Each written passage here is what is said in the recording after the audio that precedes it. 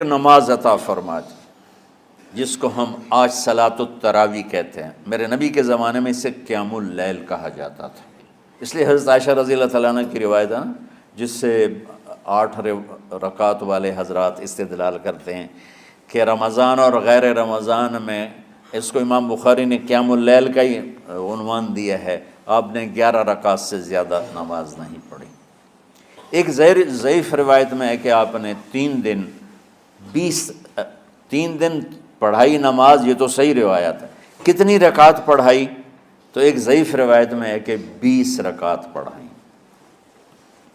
اچھا، ضعیف روایت سے عبادت ثابت نہیں ہو سکتی حکم شرعی، تو جب حضرت عمر رضی اللہ تعالیٰ عنہ نے سب کو، اب میرے نبی کے دور میں 3 دن کے بعد آپ تو آئے نہیں کہ کہیں فرض نہ ہو جائے، تو صحابہ اپنے طور پر قرآن سنتے تھے ٹولیوں میں۔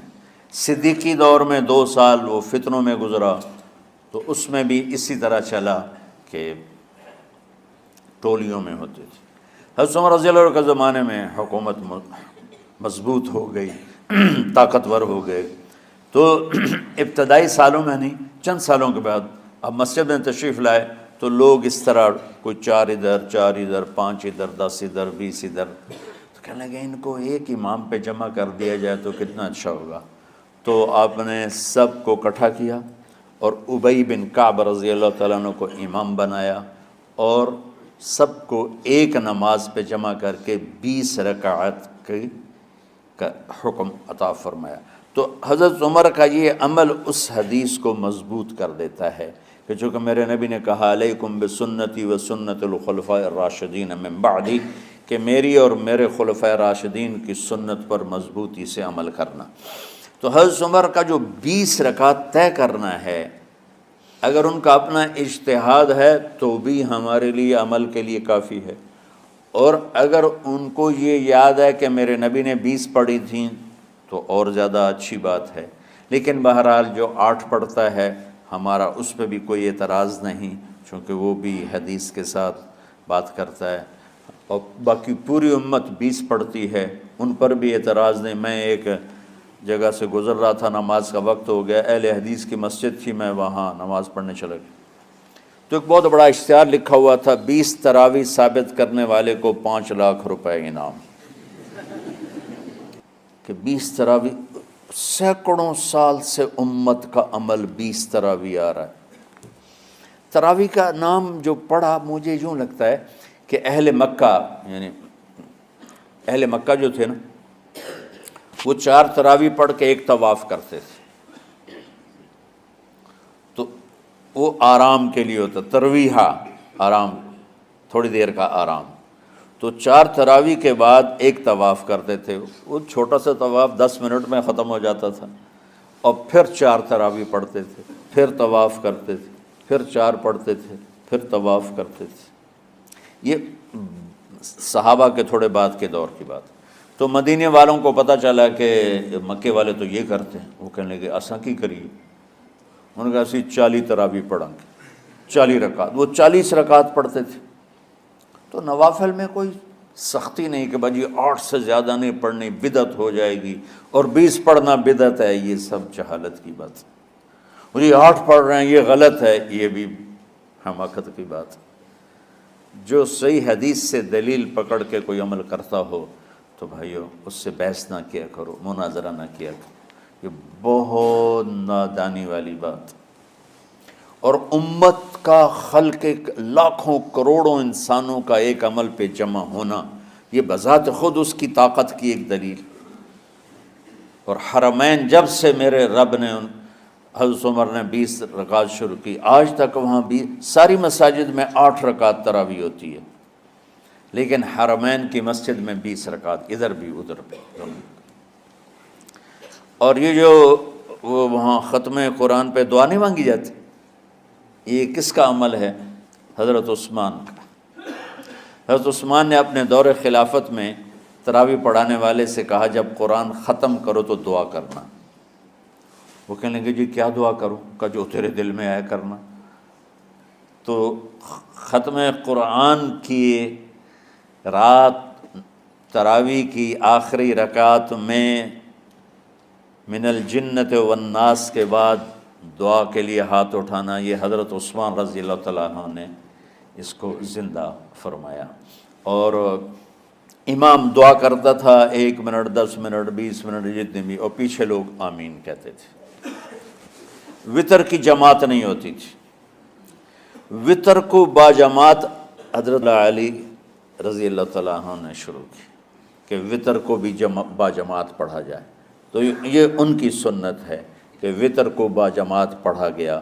تو اب یہ لہٰذا یہ سارے سنت جو کام ان خلفۂ راشدین سے ہوا وہ بھی سنت ہے۔ تو اللہ نے ہمیں ایک عبادت دے دی کہ میرا قرآن پڑھو اور سنو۔ پہلی امتوں کو تراویح کیوں نہیں تھی یا قیام اللیل کیوں نہیں تھا؟ کہ ان کو اپنی کتاب یاد ہی نہیں ہوتی تھی، وہ اپنی کتاب کے حافظ نہیں ہوتے تھے، وہ اپنی کتاب یاد ہی نہیں کر سکتے تھے، صرف نبی کو یاد ہوتی تھی۔ اللہ نے ہمارے لیے کتنا آسان کر دیا کہ 7 سال کے یہ چھوٹے چھوٹے بچے قرآن یاد کر رہے ہیں، 70 سال کا بوڑھا قرآن یاد کر رہا ہے۔ یہیں یہ مولوی یوسف صاحب کا ساتھی تھا یا پتہ نہیں ان سے پہلے تھا، سلمان، مولوی سلمان، آج کل امریکہ میں ہوتے ہیں، ہماری ایک شاخ چلا رہے ہیں ماشاءاللہ۔ وہ شروع میں یہاں تھے تو یہاں تراویح پڑھانے کے لیے ہمارے پاس حافظ کوئی نہیں تھا، وہ حافظ نہیں تھے، وہ صبح بیٹھ کے شام تک 1 سپارہ یاد کرتے اور رات عشاء کی نماز میں سنا دیتے۔ 30 دن میں قرآن یاد کر کے سنا دی۔ مطلب یہ سنی سنائی بات نہیں، ہمارے اسی حسنین، اسی ممبر اور محراب کی بات کہ یہیں اسی مسجد میں انہوں نے صبح سے مغرب تک یاد کرتے تھے اور پھر عشاء میں کھڑے ہو کے سنا دیتے تھے۔ پیچھے ہوتے تھے لقمہ کوئی دینے والا شاید، لیکن بہت خوبصورت پڑھ کے 1 دن میں یاد کر کے سنا دیا۔ اور ایک مجھے نام بھول گیا کہ 3 دن میں قرآن یاد کیا، 10 سپارے 1 دن میں یاد کیے، 10 دوسرے دن میں یاد کیے، 10 تیسرے دن میں یاد کیے۔ وَلَقَدْ يَسَّرْنَا الْقُرْآنَ لِلذِّكْرِ فَهَلْ مِن مُدَّكِرٍ۔ تو اللہ تعالیٰ نے اس کو نصیحت کے لیے بھی آسان کیا ہے اور یاد کرنے کے لیے بھی آسان کیا ہے۔ کوئی کتاب پہلے یاد نہیں ہوتی تھی کسی کو، ماشاءاللہ تم میں کتنے حفاظ بیٹھے ہیں اللہ کے فضل سے۔ تو اللہ نے ہمیں رات کی نماز عطا فرمائی، اور چونکہ یہ ایک مشقت ہے تو میرے نبی نے کہا یہ رات کی نماز کے ہر سجدے پر 1500 نیکی لکھی جاتی، 1500 نیکی لکھی جاتی۔ اور اللہ تعالیٰ ہر سجدے پر جنت میں ایک محل بناتا ہے جس کے 60,000 سونے چاندی کے دروازے ہوتے، اور ایک درخت اس کے لیے لگاتا ہے جس کے نیچے 100 سال گھوڑا دوڑ سکتا ہے۔ تو رمضان کا اہتمام آپ رجب سے شروع فرما دیتے تھے۔ میرے نبی نے 9 رمضان دیکھے، 9 رمضان اپنی زندگی میں، 9 رمضان۔ 10ویں رمضان سے پہلے آپ اللہ کے پاس تشریف لے گئے۔ آپ کی زندگی میں روزے فرض ہونے سے آپ کی وفات تک 9 رمضان گزرے، اور میں قربان جاؤں اپنے نبی پر، اپنی امت پہ کیسی شفقت تھی۔ آپ سحری کھاتے تھے بالکل آخری وقت، ادھر بلال اذان دے رہا ہے اور ادھر آپ آخری لقمہ کھا رہے ہیں، اور ادھر سورج نیچے ہوا اور آپ کھجور منہ میں۔ ایک آدمی اوپر کھڑا ہوتا تھا مدینے میں تو وہ چھت پہ، گھر کی چھت پہ کھڑا ہوتا تھا، سفر میں ہے تو وہ کسی پہاڑی پہ کھڑا ہوتا تھا۔ جو ہی سورج کا کنارہ نیچے جاتا اب فوراً وہ کہتا یا رسول اللہ قد غربت، تو آپ کھجور منہ میں ڈال لیتے تھے، یا پانی، کبھی پانی سے افطار فرماتے تھے، کبھی کھجور سے افطار فرماتے تھے، کہ میری امت پہ بھوک کا وقت کم سے کم آئے۔ آج کل جو یہ ہمارے افطاری کے اوقات ہیں نا، یہ سورج ڈوبنے کے بھی 2-2.5 منٹ بعد کے ہیں کہ احتیاطاً، ٹھیک ہے چلو احتیاط کر لو کوئی مسئلہ نہیں، لیکن اصل ہے ادھر چونکہ اب سورج ہمیں نظر ہی نہیں آتا ہے، اس طرح ہم گھرے ہوئے ہیں شہروں میں، دیہاتوں میں بھی اب اس طرح کا ماحول ہے کہ وہ نظر نہیں آتا ہے، تو بہتر کہ ادھر سورج غائب ہو، ادھر لقمہ منہ میں جائے، لیکن یہ تب ہے جب آپ نظر آ رہا ہو۔ اب جب آپ یہاں بیٹھے ہو حسنین میں تو یہاں تو کوئی سورہ نظر نہیں آئے گا، یہاں تو مینار ہی نظر آئے گا، تو لہٰذا احتیاط ٹھیک۔ ہمارے اہل حدیث بھائی وہ 2 منٹ پہلے ہم سے افطار کرتے ہیں، تو بڑی اچھی بات ہے کہ سورج کے غروب ہونے کا جو اصل وقت ہے اس کے ساتھ ہی افطار کرنا۔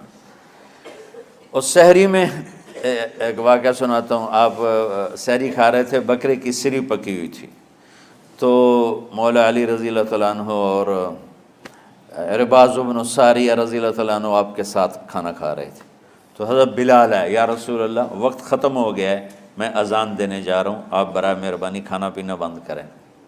اور یہ کہہ کر چلے گئے۔ چھت، ایک انصاری عورت تھی، اس کے گھر کی چھت پہ چڑھ کے اذان دیتے تھے۔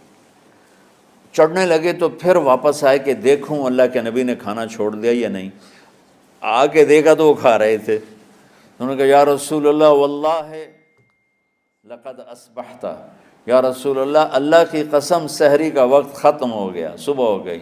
تو آپ نے ہاتھ پیچھے کر لیا، کہہ رہے تیرا بھلا ہو بلال، ابھی وقت باقی تھا، تیرے قسم کھانے پر اللہ نے اس کو پہلے نکال دیا کہ تیری قسم کہیں جھوٹی نہ پڑ جائے۔